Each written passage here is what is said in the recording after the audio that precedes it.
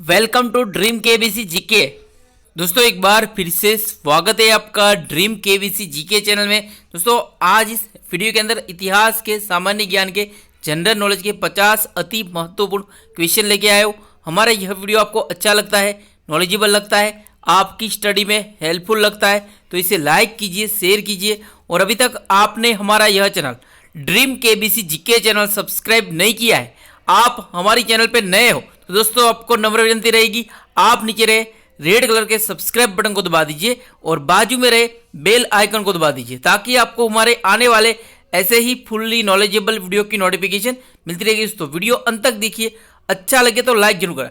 Question number 301 और इस video का पहला क्वेश्चन है, लिंगराज मंदिर की नींव किसने डाली थी? लिंगराज मंदिर जो भुवनेश्वर में है उड़ीसा में, इसकी नींव किसने डाली थी? तो इसका उत्तर यह थी, किसने डाली थी लिंगराज मंदिर की नींव। क्वेश्चन नंबर 302, चित्तौड़ के राणा रतन सिंह की पत्नी कौन थी? चित्तौड़ के राणा रतन सिंह की पत्नी का नाम क्या है? तो इसका उत्तर रानी पद्मिनी थी। चित्तौड़ के राणा रतन सिंह की पत्नी रानी पद्मिनी थी। चलते हैं अगले क्वेश्चन, दिल्ली का नगर, वर्तमान में दिल्ली का नगर की स्थापना किसने की थी? तो दिल्ली का नगर की स्थापना किसने की थी?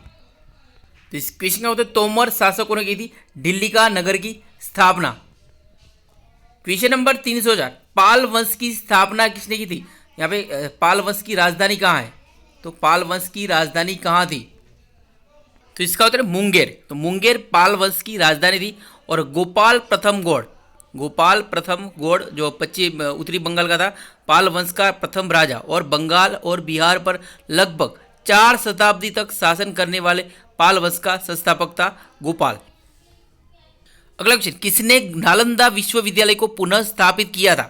किसने नालंदा विश्वविद्यालय को पुनः स्थापित किया था? तो इसका उत्तर है धर्मपाल। तो धर्मपाल ने नालंदा विश्वविद्यालय को पुनः स्थापित किया था। अगला क्वेश्चन, हितोपदेश के लेखक कौन है? हितोपदेश के रचनाकार कौन है? तो इसका उत्तर है नारायण पंडित है हितोपदेश के रचनाकार। अगला क्वेश्चन, प्राचीन नगर तक्षशिला किन नदियों के बीच स्थित था? प्राचीन नगर तक्षशिला कौन कौन सी नदियों के बीच में स्थित था? तो इसका उत्तर है सिंधु नदी और झेलम नदी के बीच में स्थित था प्राचीन नगर तक्षशिला।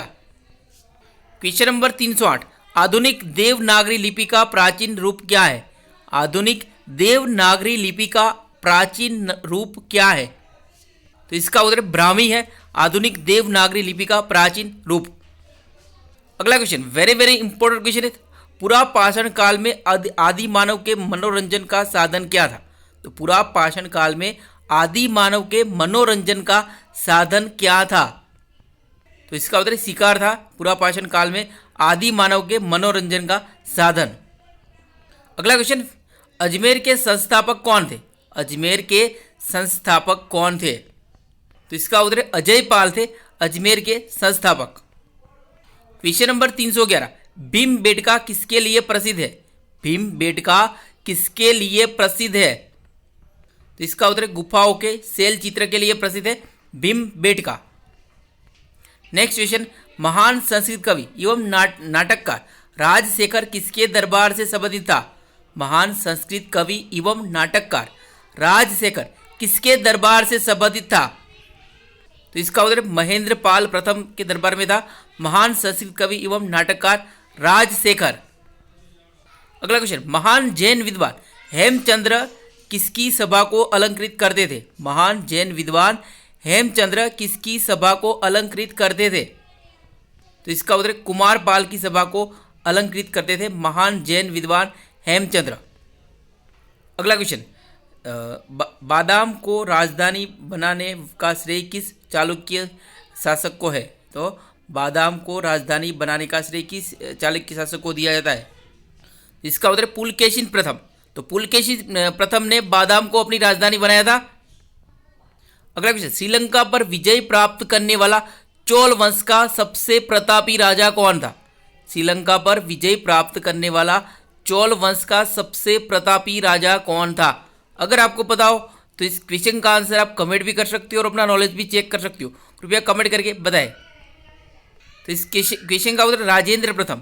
तो राजेंद्र प्रथम श्रीलंका पर विजय प्राप्त करने वाला चोल वंश का सबसे प्रतापी राजा था।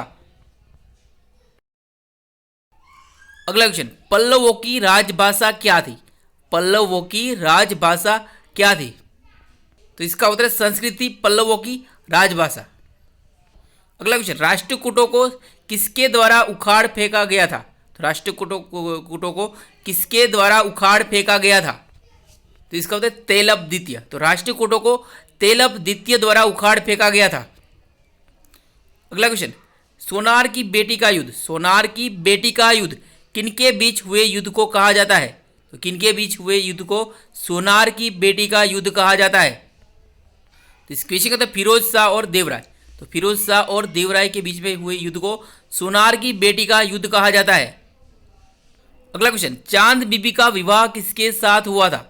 चांद बीबी का विवाह किसके साथ हुआ था? तो इसका उत्तर अली आदिल शाह के साथ हुआ था चांद बीबी का विवाह।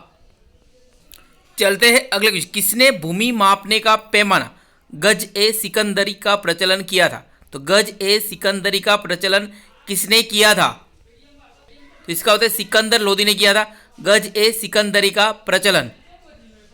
अगला क्वेश्चन, किस संगम वंश शासक को प्रौढ़ देवराय भी कहा जाता है?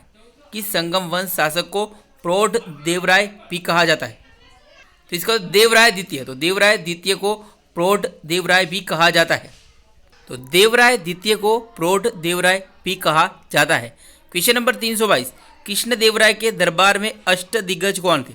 कृष्ण देवराय के दरबार में अष्टदिग्गज कौन थे? तो इस क्वेश्चन का अष्ट तेलुगु कवि। तो अष्ट तेलुगु कवि कृष्ण देवराय के दरबार में अष्टदिग्गज थे। अगला क्वेश्चन, प्रसिद्ध भक्त काव्यत्री मीराबाई के पति का नाम क्या था? प्रसिद्ध भक्त काव्यत्री मीराबाई के पति का नाम क्या था? तो इसका उत्तर राजकुमार भोजराज था प्रसिद्ध भक्त कवयित्री मीराबाई के पति का नाम। अगला क्वेश्चन, विजयनगर के किस शासक को आंध्र पितामह भी कहा जाता है? विजयनगर के किस शासक को आंध्र पितामह भी कहा जाता है? तो कृष्ण देवराय को आंध्र पितामह भी कहा जाता है। क्वेश्चन नंबर 325, अद्वैतवाद के सिद्धांत के प्रतिपादक कौन थे? अद्वैतवाद के सिद्धांत के प्रतिपादक कौन थे? तो इसका उत्तर शंकराचार्य थे अद्वैतवाद के सिद्धांत के प्रतिपादक। क्वेश्चन नंबर 326, गुरु नानक का जन्म 1469 ईस्वी में कहाँ हुआ था? तो इसका उत्तर तलवंडी ननकाना में हुआ था गुरु नानक का जन्म 1469 ईस्वी में। अगला क्वेश्चन, ब्रह्म सत्य है और जगत मिथ्या है। ब्रह्म सत्य है और जगत मिथ्या है, यह किसकी उक्ति है? तो इसका उत्तर है शंकराचार्य की उक्ति है, ब्रह्म सत्य है और जगत मिथ्या है। अगला क्वेश्चन, पानीपत का प्रथम युद्ध कब लड़ा गया था? पानीपत का प्रथम युद्ध कब लड़ा गया था? इसका उत्तर है 21 अप्रैल 1526 ईस्वी में पानीपत का प्रथम युद्ध लड़ा गया था। बाबर और इब्राहिम लोदी के बीच लड़ा गया था पानीपत का प्रथम युद्ध, जिसमें इब्राहिम की हार हुई थी और मृत्यु हुई थी। क्वेश्चन नंबर 329, गुजरात विजय की यादगार में अकबर ने किसका निर्माण कराया था? गुजरात विजय की यादगार में अकबर ने किसका निर्माण कराया था? तो इसका उत्तर बुलंद दरवाजा का निर्माण करवाया था गुजरात विजय की यादगार में अकबर ने। अगला क्वेश्चन, अकबर द्वारा बनवाए गए उपासना भवन पूजा गृह का क्या नाम था? अकबर द्वारा बनवाए गए उपासना भवन पूजा गृह का नाम क्या था? तो इसका उत्तर इबादत खाना नाम था। अगला क्वेश्चन, गुरु अर्जुन देव किस मुगल शासक के समकालीन थे? गुरु अर्जुन देव किस मुगल शासक के समकालीन थे? तो इसका उत्तर जहांगीर के समकालीन थे गुरु अर्जुन देव। अगला क्वेश्चन, अकबर के शासन में महाभारत का फारसी भाषा में अनुवाद किस नाम से किया गया था? अकबर के शासन में महाभारत का फारसी भाषा में अनुवाद किस नाम से किया गया था? तो इसका उत्तर रज्मनामा नाम से। अकबर के शासन में महाभारत का फारसी भाषा में अनुवाद रज्मनामा के नाम से किया गया था। अगला क्वेश्चन, मुमताज महल का असली नाम क्या था? तो इसका उत्तर अर्जुमंद बानो बेगम था मुमताज महल का असली नाम। अगला क्वेश्चन, किस मुगल बादशाह को जिंदा पीर कहा जाता था? किस मुगल बादशाह को जिंदा पीर कहा जाता था? इस क्वेश्चन का औरंगजेब को जिंदा पीर कहा जाता था। अगला क्वेश्चन, अनवार, अनवार ए सुहेली, अनवार ए सुहेली ग्रंथ किसका फारसी अनुवाद है? तो इसका पंचतंत्र का फारसी अनुवाद है अनवार ए सुहेली। अगला क्वेश्चन, क्वेश्चन नंबर 336, जहांगीर के दरबार में पक्षियों का सबसे बड़ा चित्रकार कौन था? जहांगीर के दरबार में पक्षियों का सबसे बड़ा, सबसे प्रसिद्ध चित्रकार कौन था? तो इस क्वेश्चन में मंसूर था जहांगीर के दरबार में पक्षियों का सबसे बड़ा चित्रकार। अगला क्वेश्चन, भारत में मुगल शासक बनने पर जहीरुद्दीन मोहम्मद ने क्या नाम रखा था? भारत में मुगल शासक बनने पर जहीरुद्दीन मोहम्मद ने क्या नाम रखा था? तो इसका उत्तर है बाबर नाम रखा था। अगला क्वेश्चन, मुगल सम्राट अकबर के समय का प्रसिद्ध चित्रकार कौन था? मुगल सम्राट अकबर के समय का प्रसिद्ध चित्रकार कौन था? तो इसका दसवंत था मुगल सम्राट अकबर के समय का प्रसिद्ध चित्रकार। अगला क्वेश्चन, किस सिख गुरु की मृत्यु के लिए औरंगजेब जिम्मेदार थे?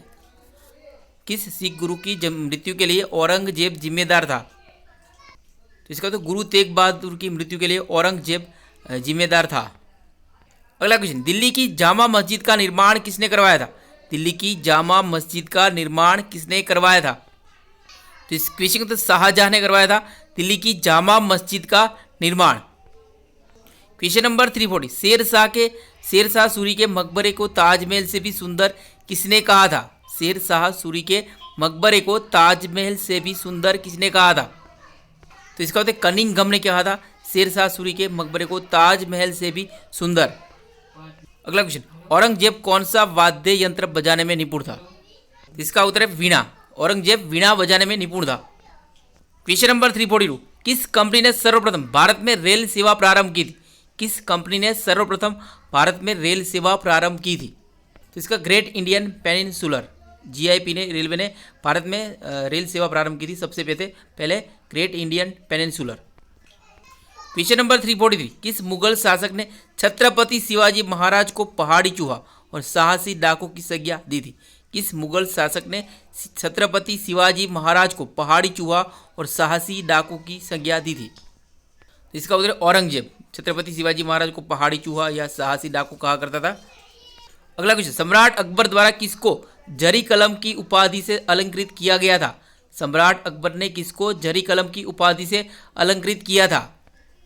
तो इसका उत्तर है मोहम्मद हुसैन को सम्राट अकबर ने जरी कलम की उपाधि से अलंकृत किया था। क्वेश्चन नंबर 345, किसके समय में मलिक मोहम्मद जायसी ने पद्मावत की रचना की थी? किसके समय में मलिक मोहम्मद जायसी ने पद्मावत की रचना की थी? तो इसका उत्तर है शेरशाह सूरी के समयकाल में मलिक मोहम्मद जायसी ने पद्मावत की रचना की थी। क्वेश्चन नंबर 346, शेरशाह सूरी ने सोना चांदी एवं तांबा धातु के कौन कौन से सिक्के चलाए थे? शेरशाह सूरी ने सोना चांदी एवं तांबा धातु के कौन कौन से सिक्के चलाए थे? तो इसका असरफी, रुपया और दाम। वैसे रुपया वर्तमान में जो हमारी करेंसी है सबसे पहले शेरशाह सूरी ने चलाई थी, तो ऐसा भी क्वेश्चन आ सकता है। क्वेश्चन नंबर 347, दास बोध के रचनाकार कौन है? दास बोध के रचनाकार कौन है? तो इसका उत्तर है समर्थ रामदास। छत्रपति शिवाजी महाराज के आध्यात्मिक गुरु समर्थ रामदास ने दास बोध की रचना की है। क्वेश्चन नंबर 348, मराठा राज्य में सरंजामी प्रथा किससे संबंधित थी? मराठा राज्य में सरंजामी प्रथा किससे संबंधित थी? इसका उत्तर मराठा भू राजस्व व्यवस्था से संबंधित थी। सरंजामी प्रथा मराठा भू राजस्व व्यवस्था से संबंधित थी मराठा साम्राज्य में। क्वेश्चन नंबर 349, संभाजी के बाद मराठा शासन को किसने सरल एवं कारगर बनाया था? संभाजी छत्रपति शिवाजी महाराज के पुत्र संभाजी महाराज के बाद मराठा शासन को किसने सरल एवं कारगर बनाया था? तो इस क्वेश्चन को बालाजी विश्वनाथ ने संभाजी के बाद मराठा शासन को सरल एवं कारगर बनाया था।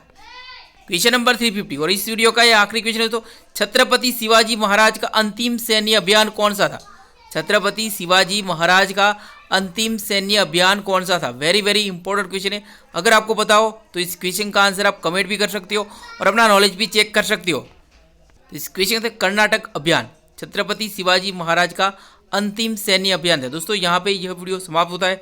हमारा यह वीडियो आपको अच्छा लगा हो, नॉलेजेबल लगा हो, आपकी स्टडी में हेल्पफुल लगा हो तो इसे लाइक कीजिए, शेयर कीजिए। और अभी तक आपने हमारा यह channel dream KBC GK channel subscribe नहीं किया है, आप हमारे चैनल पर नए हो दोस्तों आपको नम्र विनती रहेगी, आप नीचे रहे रेड कलर के सब्सक्राइब बटन को दबा दीजिए और बाजू में रहे बेल आइकन को दबा दीजिए, ताकि आपको हमारे आने वाले ऐसे ही फुल्ली नॉलेजेबल वीडियो की नोटिफिकेशन मिलती रहेगी। दोस्तों जय हिंद, जय भारत, वंदे मातरम।